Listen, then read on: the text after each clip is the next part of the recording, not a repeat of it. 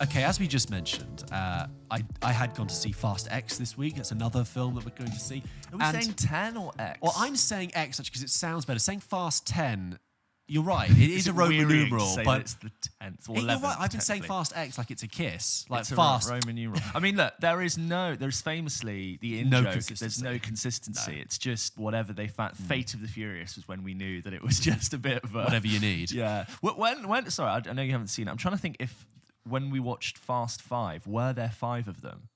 There were 5. Like yes, the there Fast were. 5. That's there were 5 people. You mean? Yeah. No, there were just been 5 films. No, I remember when was Fast like 5 came out, 5? and it was Fast 5 : Rio Heist. Yes. As if to clarify to people where this movie is set and what kind of genre it is. Yeah. Sprawling. Such is the Fast and Furious films. Well, this is interesting because I've been to see it, and I should say that I have not seen a single Fast and Furious film. I vaguely saw one on a ferry in 2005 from England to France. Okay, that's my Too Fast, Too Furious. That was my ferry going from Gilead to Bali was showing Fast. I don't know, 7 or 8. Maybe they have an exclusivity deal with ferries. Netflix, no thank you. Got Indonesia ferries going. So look, I went to see it because a friend of mine works in the industry and he had a spare ticket and he invited me. And I thought, look, I thought it'd be an interesting exercise to just walk into this franchise 10 films in. I am aware of the culture around these films. I am aware what they're about. I'm aware of the jokes about family, and I know Vin Diesel and obviously Paul Walker and the whole thing with The Rock. And I am aware of the kind of preposterousness of it, the kind of silliness of it, and I was totally fine with that. I was open to it. I know these films can get very long.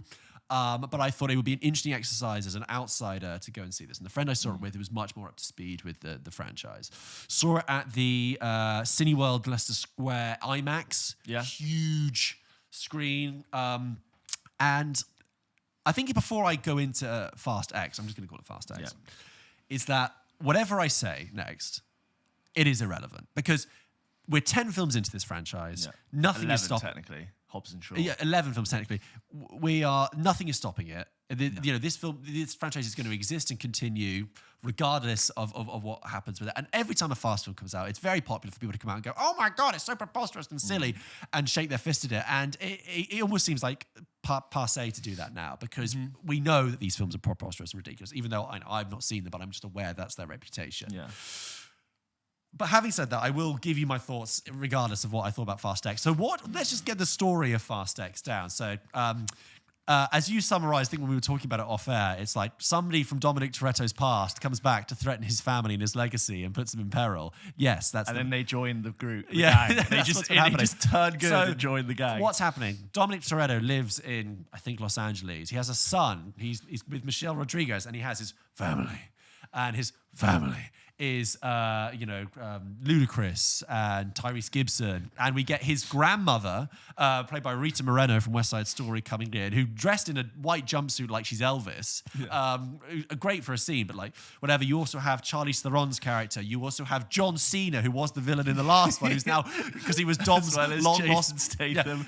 Jason Statham, and who was Dom's long-lost brother. Dwayne "The Rock" Johnson, for him and Vin Diesel fell out. Yes, exactly. And then you have... Brie Larson turning up, Oscar winner Brie Larson. So a stacked cast. If you look at the poster, it's really big. And Jason Momoa. Jason Momoa is the big villain this time, and we'll get to that. And something in the past has brought this thing to the future. And there's a reckoning coming, Dom. We'll look out for it. And sorry, is this part 1 of like the final thing? 3. It's the part 1 of the fight. It's the end of the road begins. It was going to be Fast X part 1. And now it's going to be like, they were going to do then Fast X Part 2. Now there's going to be another 3. So it's the final, they're doing a final trilogy of films. So they're going to do X Parts 2 and 3? Yes. They're not going to do 11, 12? No, they're going to do Fast X Part 1, Fast X Part 2, Fast X Part 3. I know, it's ridiculous. Somewhere someone has fallen on a keyboard for typing in these titles.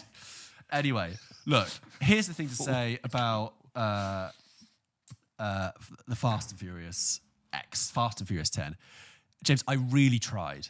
I really tried to go into this and be open-minded and enjoy it from every single possible angle. I tried to think of it as, turn your brain off, just enjoy the action, the spectacle, or try and enjoy it for its sort of scale and its preposterousness. Try and enjoy it ironically. Try and enjoy it with the mate of mine.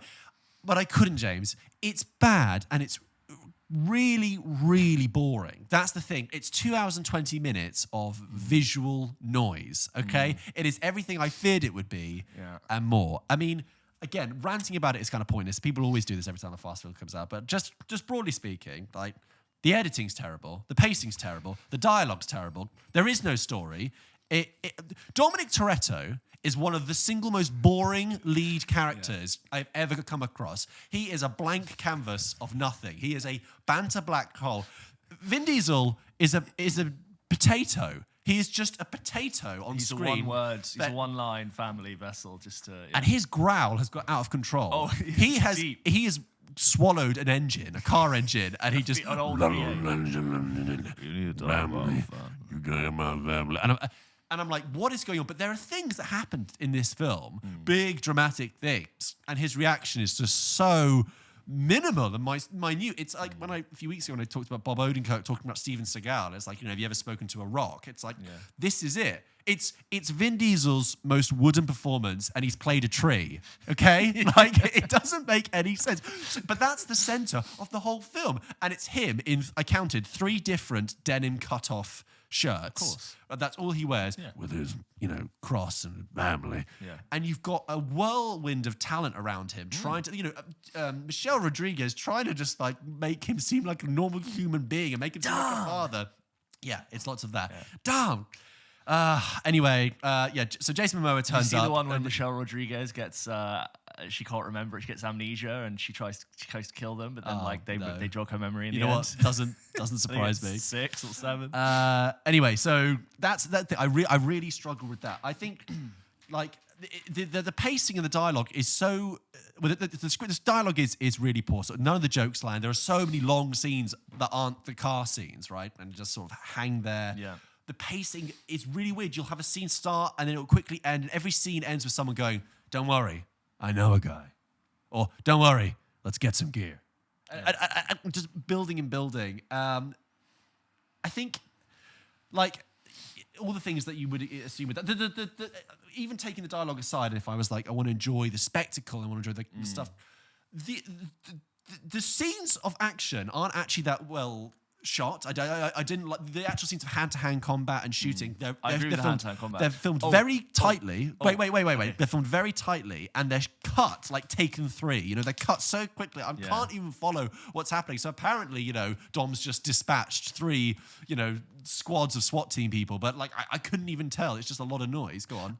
Was there a moment, I've not seen this, was there a moment in the 3rd act where one of the good female characters and one of the bad female characters got locked in a room, but they fought, and it was like, we're women, so we're gonna have a fight?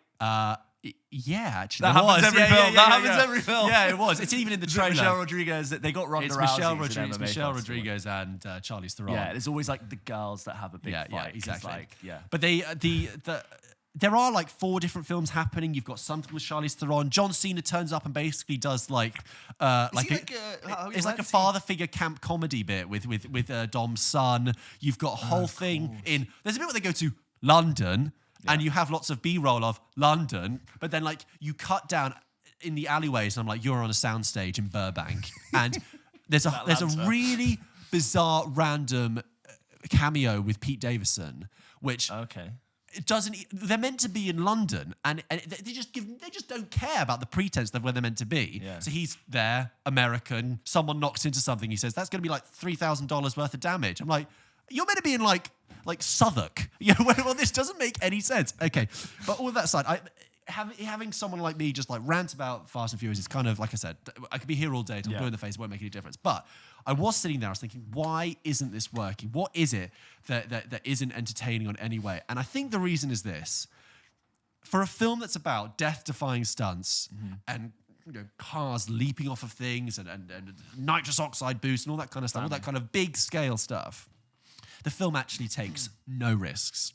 This is a film in which any dramatic situation, any conflict, any serious moment of threat can be CGI'd away with a car stunt, a car stunt that obeys no laws of physics. You didn't fear for your characters? Not really? once at all. No.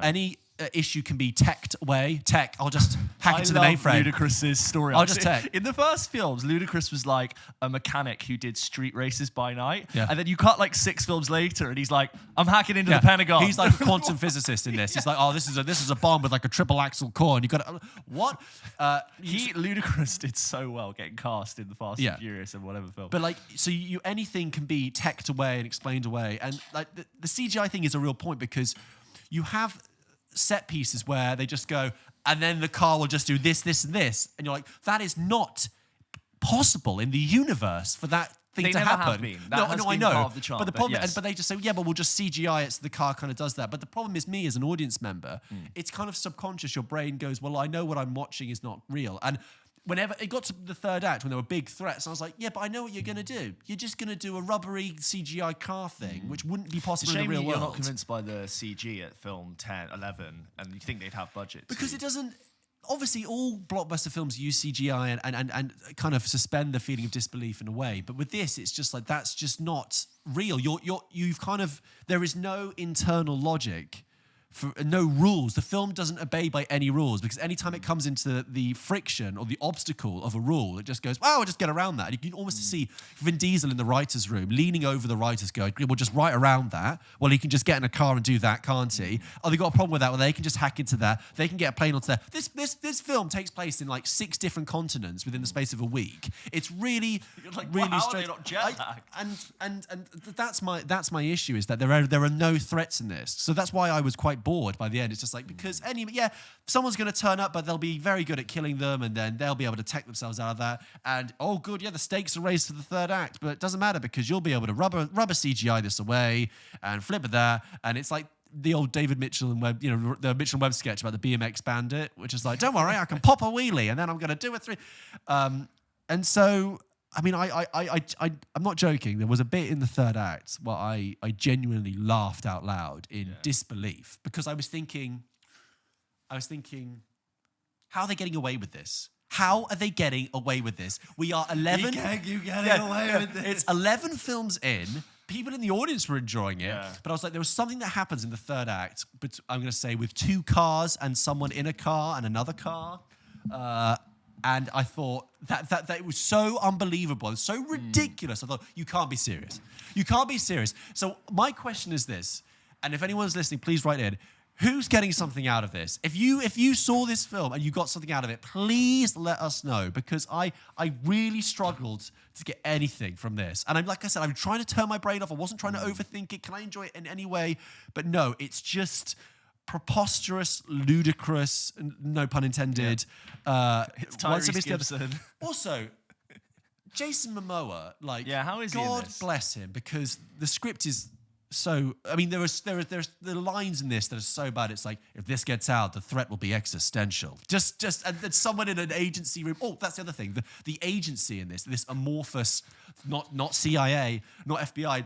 Just again, it's just like, well, the agency can just do anything we want them to. If we want them to have covert ops and out, they can do that. If they want to have a big plane, we just give them anything. There's no thing. And Jason Momoa, God bless him. It's a classic case of someone who is a big star and is given a very badly written villain, and he is trying so hard to make this villain interesting. He's got cool clothes. Well, in this one, what he's clearly decided to do is that you've got this hyper-masculine world of cars and street racing, and also a whole world I just really find so boring. As a man watching it, I'm just like, I don't find cars and bright lights and I find it so stupid, right? You're like a good ceramic teapot. Yeah.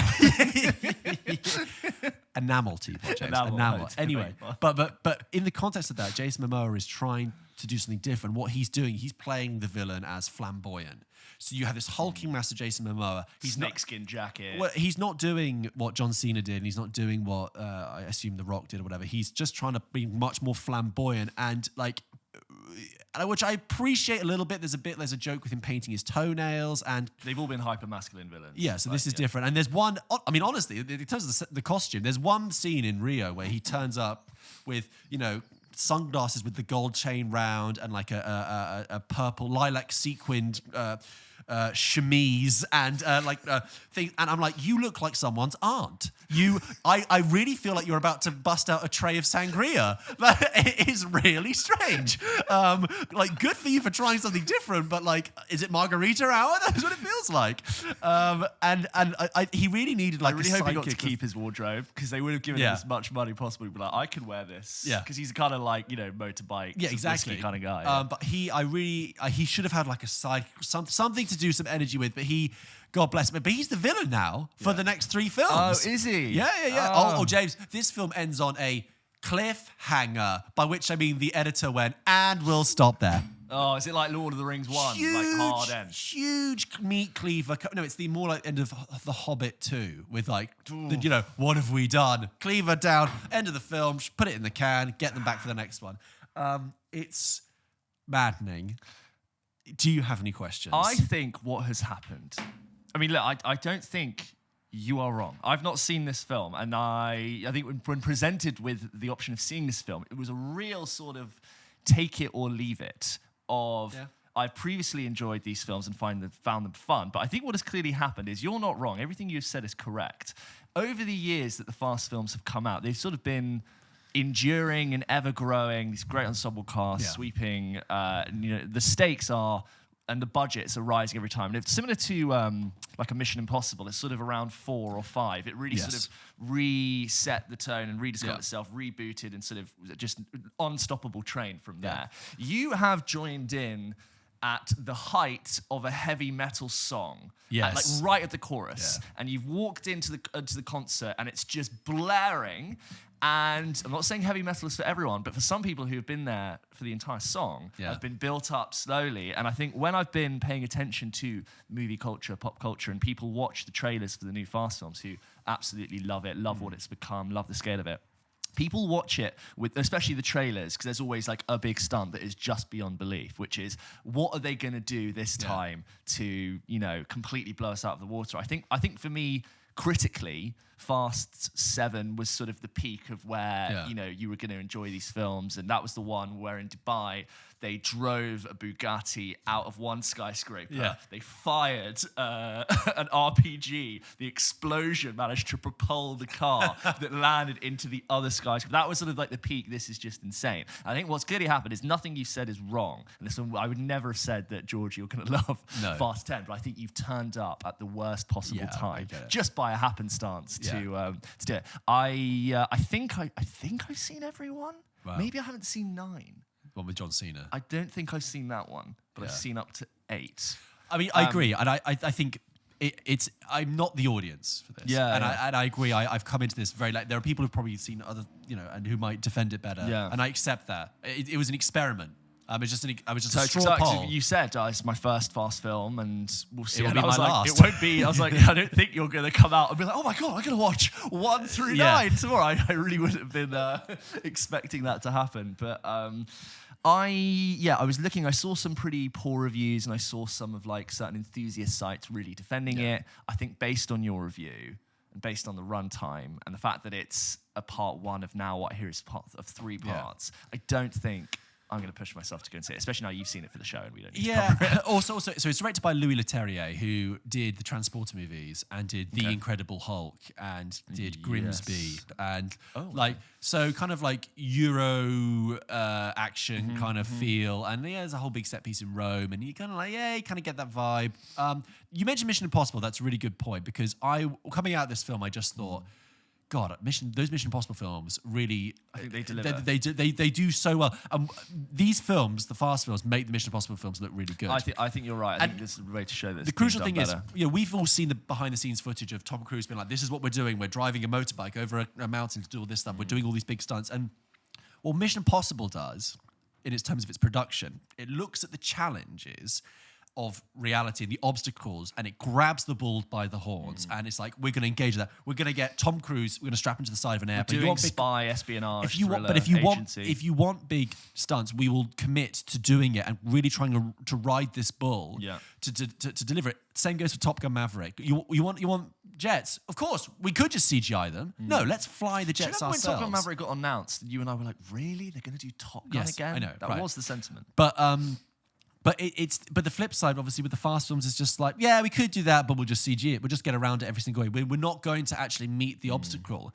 And I think, as an audience member, I've just felt like saying, why am I here? Why do you need me here? Because there's nothing for me to engage in. Normally, films, they create, especially action films like this, they create a dramatic situation that you go, cool, how are they going to get out of this one? And then the joy is the film revealing a way that you didn't expect for them to get out in a very enjoyable way. But this one just goes, here's a dramatic situation. You go, that's ridiculous. And they go, yeah, you think that's ridiculous? This is how they're going to get out of it. Oh, that's just completely, no internal logic at all. Let's carry on. So there's that. I think also, having just talked about SISU, it goes to show that you can have the biggest budget in the world. You can have the biggest stars. This, I don't know how much Fast X cost, but I'm guessing it's like probably nearer 200 million, something like that. Plus. But SISU, nuts and bolts, short, stripped down, but effective in dealing with its set pieces. Show don't tell, has a real clear idea. And it's amazing that SISU is in many ways just as ridiculous as a Fast and Furious film. Yeah. But it is much more enjoyable and much more engaging for probably very engaging 90% of the less of the budget. Yeah. So yeah, look, I mean, I've said what I've said ad nauseum. There's stuff like this online. It doesn't matter what I say. Let me know. I would love to hear from Fast fans, and I don't mean that in a way that I want to sort of scrutinise. I just would be curious to hear. If anyone is seeing Fast 10, and if you've been following for the whole series, is this film working for you? Because add some context that me and George might not have. Also, look, I said at the beginning, I said it's bad. I say that, but I've seen bad films. Normally, you can just see it falling apart before your eyes, and you go, "Oh, this is annoying." I don't think I mean it like that. It's more that I really came out of that thinking, I don't think I've seen a film. I think I've just seen noise. But I really would be happy for someone to clarify. If someone has seen this and had a good time, here's why it's special. Great. I'm so glad for you. I'm happy that it's working for someone. For me, I just couldn't get my head around it, and I thought it just did not work. Well, guys, if you want to send in your thoughts, send them into hello@popkitchenpodcast.com, and we will read them out on the show.